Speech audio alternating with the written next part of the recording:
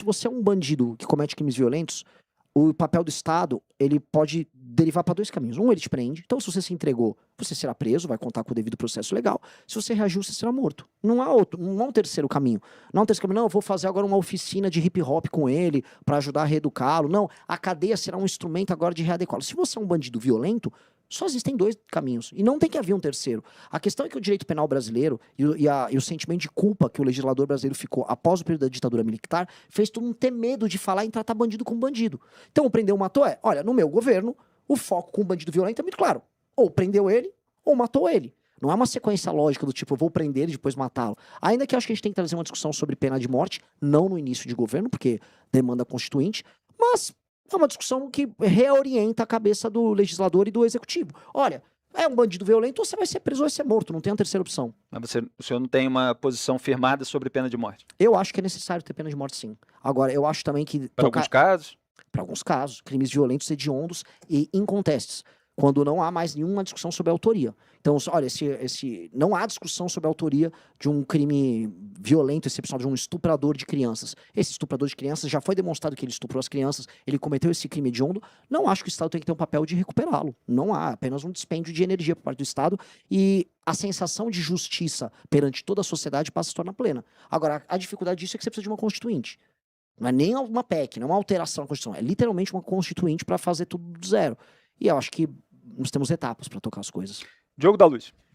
Falando ainda da segurança, eu acho que essa questão da gente sair de casa com receio de perder a vida por causa de um celular é terrível, sem dúvida. E muitas pessoas perdem, como foi o caso do Vitor no Parque do Povo.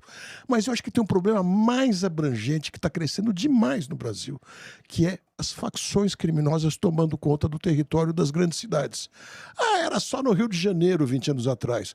Agora no Rio de Janeiro, é Manaus, é Belém, muitas outras cidades, está chegando em São Paulo também.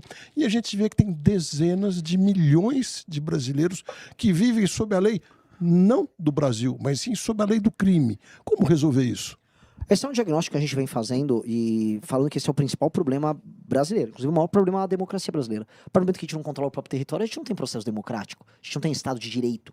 A base da democracia é o Estado democrático de direito. Uma cidade como Santa Quitéria, no Ceará, que pertence ao Comando Vermelho, ela não tem Estado democrático de direito. Ela tem uma lei paralela. A questão que chegou em São Paulo, por exemplo, a Baixada Santista já é inteira do PCC. E eles fazem um tipo de dominância nessa região muito similar à dominância que o Comando Vermelho exerce nos morros. Isto pressupõe uma resposta no formato de guerra. E o formato de guerra que a gente diz é a implementação do direito penal do inimigo e o uso de todo o aparato repressivo do Estado para retomar nosso território. Isso faz parte de uma constatação. O Brasil tem ou não tem territórios controlados pelo crime? Se o Brasil acha que não tem, o que eu estou propondo não faz sentido. Agora, se você perguntar para pelo menos 40 milhões de brasileiros que são obrigados a circular nesses territórios, todos eles sabem que tem. Todo mundo sabe que se você for pegar um Uber na Rocinha, o Uber vai tomar tiro e o cidadão que pediu Uber vai tomar uma surra. Que eles passaram um salve proibindo você de pegar um Uber ali.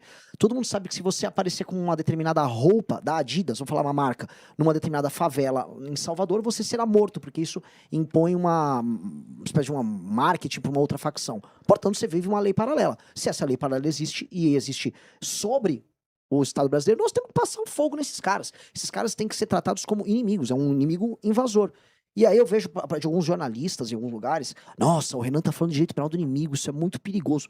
Perigoso é o que acontece todo dia centenas de pessoas morrem em confrontos do crime organizado, centenas. Os caras ficam discutindo o sexo dos anjos, não, veja só, estamos agora falando, tá toda... Houve um homicídio de uma determinada minoria, aí para-se o Brasil para discutir, a Marielle, uma vereadora morreu, para-se tudo bem, pessoal, mais de 100 pessoas morrem todos os dias, e os responsáveis por isso são as facções. Nós vamos fingir que isso não existe? Porque existe uma espécie de uma leniência e uma aceitação. O brasileiro vai se adaptando a essas circunstâncias e ele vai sobrevivendo. Não podemos aceitar. Chico Graziano. Eu vou voltar para a questão do agro, mas vou fazer uma conexão com isso que nós estamos falando aqui, que são as invasões de terra do MST. Claramente não são democráticas. O cara vai lá, com foice, com facão, com espingarda, com revólver e invade a fazenda, mete fogo nas coisas, etc. No entanto, em nome, sei lá, se dos direitos humanos, ou em nome de não sei o quê, o Estado brasileiro, como instituição, tem tolerado esse comportamento. Eu não quero nem falar do resultado da reforma agrária. Porque talvez até você pudesse visitar um desses assentamentos aí, não esses que servem para o marketing do MST, né? Mas para um assentamento para ver a pobreza que é, né? Aliás, hoje em dia não tem nem mais muito pobreza, eles já arrendaram tudo, quer dizer, um monte de gente que toca lá, você sabe disso. Mas então, a questão é essa violência tolerada dos bandidos, entendeu? Porque o MST são bandidos agrários também, ou não? São. Você citou o ponto primeiro da produtividade, porque a gente já tem anos de assentamentos que aconteceram desde os anos 90 para cá, e hoje já é auferível a produtividade deles, e ela é muito, assim, inúmeras vezes menos produtiva do que qualquer produtividade, qualquer propriedade, seja grande ou pequena. É incomparável a produtividade. Então, é um modelo falido. Já dá para falar que os assentamentos no Brasil são apenas favelização do campo com baixíssima ou nenhuma produtividade. Portanto, não funcionou. Qualquer um que queira assentar hoje é apenas agravar o problema e favelizar o campo. 2, entrou a questão indígena junto, que é um novo modelo de favelização do campo. 3, esse governo agora tem uma nota técnica, chama nota técnica número 4 de 2025, que impede o imediato restaurar da propriedade por parte do agricultor. Então, você basicamente cria uma indústria de leniência a essas invasões. Essas coisas todas têm que ser brecadas já.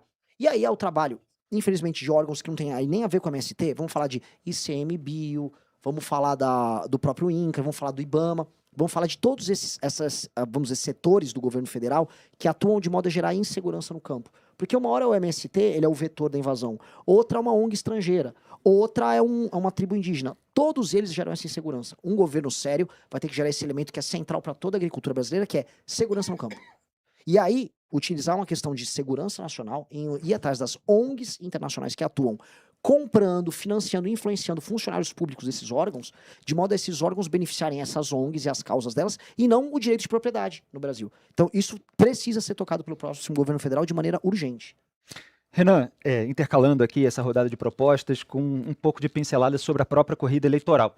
A gente viu o Guilherme Boulos, inclusive, na TV, falando que o Lula precisa pensar nesse negócio de participar de debate, porque tem um menino do MBL que vai querer fazer corte para a rede social, tem blogueiro ligado ao lulismo, vamos dizer assim, porque não é só o PT, você tem os partidos satélites também, defendendo abertamente que o Lula não participe dos debates eleitorais, pelo menos não no primeiro turno, e sinais da campanha do Flávio Bolsonaro para a imprensa de que o Flávio só deveria ir se o Lula realmente fosse. O que o senhor acha disso? E não é uma oportunidade para que as propostas sejam debatidas e contestadas?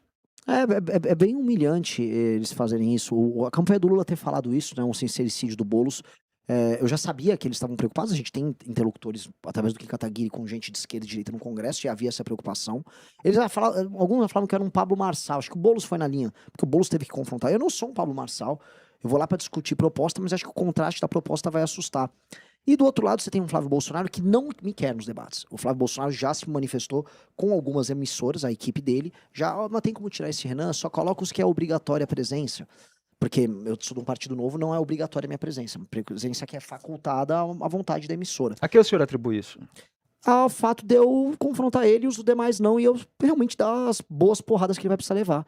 O Flávio Bolsonaro vai precisar ser questionado sobre todos os sentido campos de físico corrupção. ou metafórico? Não, apenas metafórico. Porque ele leva pro... Sem cadeirada. Sem cadeirada.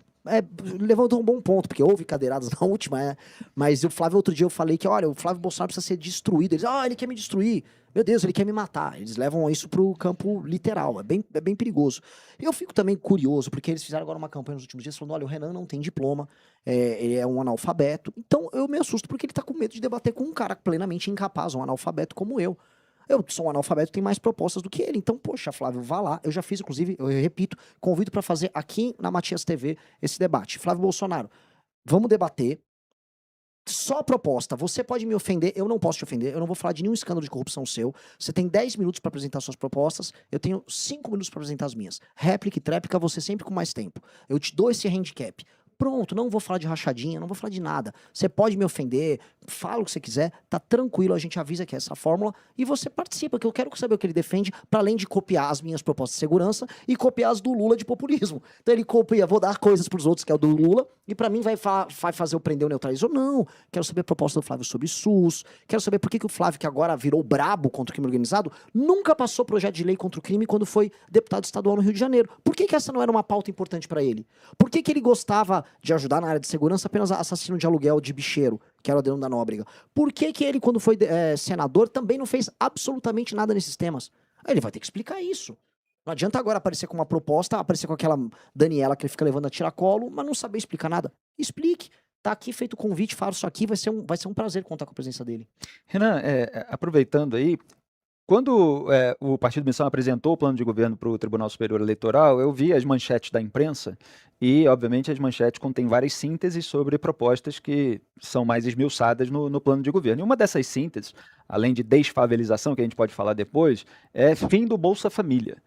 E durante muito tempo e durante muitas corridas eleitorais, a esquerda em torno do Lula sempre acusou os adversários de querer acabar com o Bolsa Família. Olha, se eles forem eleitos, eles vão acabar com o Bolsa Família. O Jair Bolsonaro chamava de Bolsa Farelo, criticava, dizia que era um instrumento usado para comprar o voto do idiota. Quando chegou no governo, acabou transformando ali o programa em Auxílio Brasil, mudando de nome, e no final aumentando o valor do benefício. Se não me engano, foi de R$400 para R$600 no último ano do governo, o ano eleitoral. E o que é essa proposta sua, do Renan Santos, do Partido Missão, para mudar o modelo do Bolsa Família? Ela pode ser sintetizada assim, que seria o fim do Bolsa Família? Aí houve um pouco de preguiça de alguns veículos de imprensa, que estão loucos para me pintar como autoritário, como alguém que não gosta do povo, essas coisas. A gente vai alterar o Bolsa Família porque a diferença entre o remédio e o veneno é a dose. Quando você vai para o Nordeste e 40% dos domicílios estão no Bolsa Família, é que já não é mais remédio, virou veneno. Quando a carreira de uma pessoa de uma cidade pequena no interior do Nordeste ou interior da região Norte passa necessariamente em ir no CRAS obter um Bolsa Família, significa que aquele modelo econômico fracassou. E em vez dos governadores estaduais, dos prefeitos e o governo federal focarem de maneira desesperada em aumentar a atividade econômica, como, por exemplo, não sabotando o agro, eles fazem o contrário. Eles sabotam o agro, eles sabotam a atividade econômica, vivem da distribuição de emenda, da compra de voto puro e simples e do oferecimento do Bolsa Família. Isto vai acabar. Um homem ou uma mulher em idade economicamente ativa, sem filhos, não pode ter o Bolsa Família. Até tá no nome, é Bolsa Família. Bolsa Família. Agora, uma mãe que tem 2, 3, 4 filhos numa cidade que não tem atividade econômica, ela precisa do Bolsa Família. Na verdade, eu prefiro até tirar de quem vai ter que trabalhar e colocar um pouco a mais para essa mãe do que o contrário, como está sendo feito. Só um detalhe, homem e mulheres solteiros. Você agora diz, o governo, o casal já constituiria uma família. O governo agora está permitindo que solteiros obtenham. Foi recente. Solteiro sem filho, Exato. Aí você pretende tirar. Não pode ter, assim, isso é uma loucura. E aí o que nós vamos fazer? Primeiro, em municípios em que não há atividade econômica, nós vamos trazer frentes de trabalho. Como o Roosevelt fez em 29. O Roosevelt, houve a crise e eles falaram, vamos fazer frente de trabalho de infraestrutura. A infraestrutura, nesses ambientes rurais em que há uma maior incidência de Bolsa Família, ela é inexistente. Eu fui para uma das cidades mais pobres do Brasil, Marajá do Sena. O pequeno agricultor que faz a agricultura familiar de milho dele, ele não consegue botar numa saveiro o milho dele e levar ela para a cidade, que seja para mandar para um repassador, porque simplesmente não tem a via de acesso. Vamos fazer um programa de micro-reformas de infraestrutura, contando com essas pessoas, pagando um valor um pouco maior do que o Bolsa Família e inserindo essas pessoas nessas obras. Para isso tem que fazer reforma fiscal, para ver espaço fiscal para o governo investir junto com os municípios, e à disposição do cidadão ao chegar no CRAS, em vez de encontrar automaticamente o Bolsa Família, encontrar o formulário. Olha, vem participar dessa frente de trabalho, trabalha 4 vezes por semana, vai receber por hora um valor melhor, e aí a gente começa a reinserir essas pessoas. E onde há aumento de atividade econômica, aí o Bolsa Família tem que ser substituído. Até porque alguém paga essa conta. Tem um entregador agora, um motoboy, um cara do iFood, trabalhando em dobro para sustentar ele, o Estado brasileiro e outras pessoas que não estão trabalhando. Eu trabalho por essa pessoa também. Eu tenho que olhar pro cara que tá pagando esse imposto que não aguenta mais trabalhar. Paga um celular caríssimo pra poder trabalhar, a moto tá insuportável pra ele pagar. Hoje ele tem que parcelar a pizza no iFood. As pessoas estão ficando pobres. Então, eu tenho que ter um lado no início. No lado, agora, é a galinha dos ovos de ouro, que é o trabalhador brasileiro. Eu vou salvar o trabalhador que tá pagando a conta, vou desafogar ele e vou criar meios pra pessoa que tá no Bolsa Família poder sair. Do jeito que tá, parece que a gente comemora, aumentou o número de pessoas no Bolsa Família. Isso virou loucura. Só um pontinho aí a respeito disso, porque muitas vezes a gente vê críticas no campo da direita a ascendência que o PT tem sobre uma boa parte da população do Nordeste e uma boa parte que é beneficiária do Bolsa Família. O senhor tem viajado bastante pelo Brasil. O senhor chegou a falar disso lá no Nordeste? Quer dizer, existe adesão em determinados segmentos da população a uma ideia como essa? Ou o senhor entende que a população lá seria mais refratária a esse tipo de proposta? Felipe, eu sou muito honesto. Lá e aqui. Vai ter uma parte da população que, olha, papai Lula, eu recebo um Bolsa Família e eu não quero ouvir o que você tem a dizer. Existe uma parte da população e, honestamente, eu não tenho muito a tentar convencer essa pessoa. Essa pessoa só acredita num modo de vida que foi ofertado para ela no começo dos anos 2000, ali, quando surge o Bolsa Família, e não tem muito papo. Agora, as pessoas mais novas têm isso aqui na mão, o celular. E o celular mostra outros Brasis. Então essa pessoa vai lá, tá no Instagram, tá no TikTok, ela vê um vídeo de algo que tá acontecendo em Santa Catarina, algo que tá acontecendo em Goiás, algo que tá acontecendo no Mato Grosso. Descobre que o primo foi morar no Mato Grosso e arrumou um emprego e tá ganhando bem. Essas pessoas estão migrando. Então a primeira resposta que essas pessoas estão dando lá no Nordeste é migrar. Tanto que o Nordeste continua empurrando a população jovem para fora. O único estado que não tá com fluxo negativo populacional é a Paraíba, o resto tá todo expulsando a própria população. Então esse jovem já tá tomando uma decisão. Ele não quer ver do Bolsa Família, ele quer trabalhar em outro lugar. Agora, quem fica na cidade? Às vezes tem que cuidar de uma mãe, às vezes vive num núcleo familiar, perdido num rincão. A essa pessoa tem que ser dada a oportunidade de ela não ficar no Bolsa Família. A gente tem que começar a salvar, especialmente as gerações mais novas. E isso explica muito o porquê eu ter, quando eu rodei o Nordeste, adquirido uma boa intenção de voto sendo uma pessoa mais à direita, nesses locais, porque eu falei com mais jovens. O mais jovem no Nordeste, ele quer emprego, quer comprar coisas e não quer ser roubado. São as 3 coisas que ele quer. É muito simples. É diferente, às vezes, da mãe ou do pai mais velho, que essas pessoas já meio que aceitaram de maneira passiva o assistencialismo como o único recurso para sobreviver. Diogo da Luz.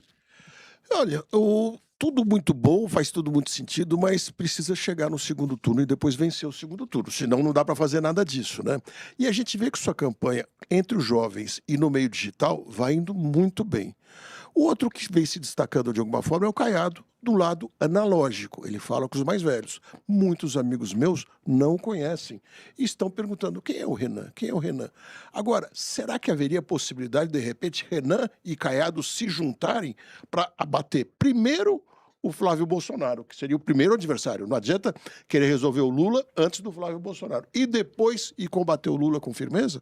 Adoraria, o Caiado tá convidadíssimo a vir compor meu time. A última vez que eu trabalhei junto com o Caiado foi no impeachment da Dilma Rousseff e trabalhamos em conjunto, a gente liderou as ruas, ele se juntou a nós e vencemos. Então, quando trabalhamos juntos, vencemos o PT. O Caiado está convidadíssimo a fazer parte do nosso time. Agora, o exército do Caiado, o exército de redes, o exército eleitoral, não está com a mesma energia do que o nosso. Mesmo com muito mais recursos, mesmo tendo sido governador de Goiás, veja, ele partiu de uma base muito maior do que a minha. Eu ultrapassei ele já na maior parte das pesquisas. Então, meio que assim, alguém tá em ascensão e outro nem tanto. Então acho legal, seria generoso da parte dele se juntar ao nosso time. Chico Graziano. Vou voltar ao assunto do Bolsa Família, porque a impressão que eu tenho, no mundo que eu mais conheço, que é o mundo caipira, que é o mundo do interior e ligado ao agro, é que o Bolsa Família ficou uma espécie assim de boca livre. Todo mundo está no Bolsa Família. Quer dizer, o programa que surgiu lá atrás, na época, com o auxílio educação, na época do Paulo Renato, no Ministério da Educação, que era para as famílias botar a criança na escola, quer dizer, tinha uma contrapartida para você Sim. proteger os pobres, né? E a dona Ruth Cardoso também tinha um programa lá da Comunidade Solidária, que era pegar os bolsões de pobreza do Brasil e para esses você garantir uma renda mínima. Até naquela ideia mesmo do Suplicy e tal. Não, você garante para esses. Agora, para todo mundo não dá. Então, parece-me aquilo que você estava dizendo, e o agro poderia ser novamente o interiorzão do Brasil, não uma porta de saída, mas você favorecer essas pessoas terem o seu ganho próprio, ter a sua renda. Quer dizer, em vez de vender esmola, você vender aquilo que o Diogo gosta de falar, vender prosperidade para as pessoas. Você sente que um discurso desse, em defesa da prosperidade, que é muito importante, por exemplo, nos Estados Unidos, que dizem, aliás, que lá vai bem por causa da formação religiosa, histórica, e a nossa aqui na relação, na história portuguesa, católica, que tipo, você fica rico, você é condenado pela sociedade, né? A geração de riqueza pelas pessoas. Você acha que isso é um discurso que pega para esse pessoal mais jovem? Pro mais jovem, com certeza. Há uma ambição, e isto aqui gerou isso. Tem uma história, não quero me estender em história, mas é legal trazer.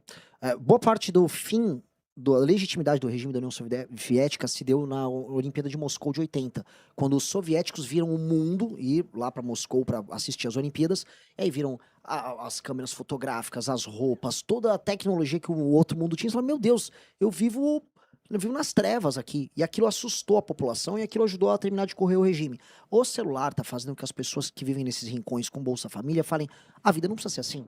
Tem gente vivendo muito melhor em outros lugares. E isso ajudou, olha o exemplo que deu, a motivar uma migração diferente. Antigamente a migração era São Paulo, Rio. Hoje a migração, assim, gente do Pará vai pro Paraná, gente do Maranhão vai pro Mato Grosso, gente da Bahia tá indo pra Goiás. Hoje a migração é difusa, porque as pessoas estão vendo muita coisa diferente acontecer em outros lugares. E as pessoas querem essa prosperidade. É nítido, as pessoas querem consumir, as pessoas veem modos de vida que elas falam, pô, isso aqui é o que eu queria consumir tal coisa, eu queria comer tal carne, eu queria vestir tal roupa. Isso está acontecendo. O problema é que quando você está num lugar que não tem atividade econômica, e eu tô falando desses rincões do Nordeste, na região Norte, é desesperador. E aí a pessoa tem 3 caminhos. Desistir, muitas desistem e ficam simplesmente no assistencialismo. 2, migrar. E 3, crime.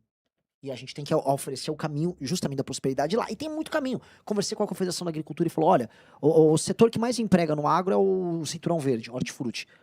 O Nordeste tem pouquíssimo hortifruti. Vamos levar muito cinturão verde para lá. Vamos fazer um programa junto? Bora, vamos fazer um programa. Vamos levar o agro organizado, mecanizado para outro setor? Vamos. Vamos começar a gerar e vamos invadir essas cidades pequenas com atividade produtiva.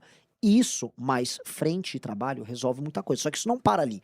A política de desfavelização que a gente precisa fazer nas grandes cidades, vai fazer com cidades como São Paulo e Rio. E lembrando, São Paulo é a cidade que mais tem Bolsa Família. Não proporcionalmente, mas em número absoluto, que é a maior cidade do Brasil. São Paulo tem que ter uma política nas periferias para logisticamente levar emprego para essas regiões, criar zonas econômicas especiais, está no nosso plano de governo, dentro de regiões mais periféricas, porque a pessoa se desloca menos e leva esse emprego para lá e tira essa pessoa também, vamos dizer, desse misto de assistencialismo com o emprego, o bico que a pessoa precisa fazer, né? Que hoje é isso.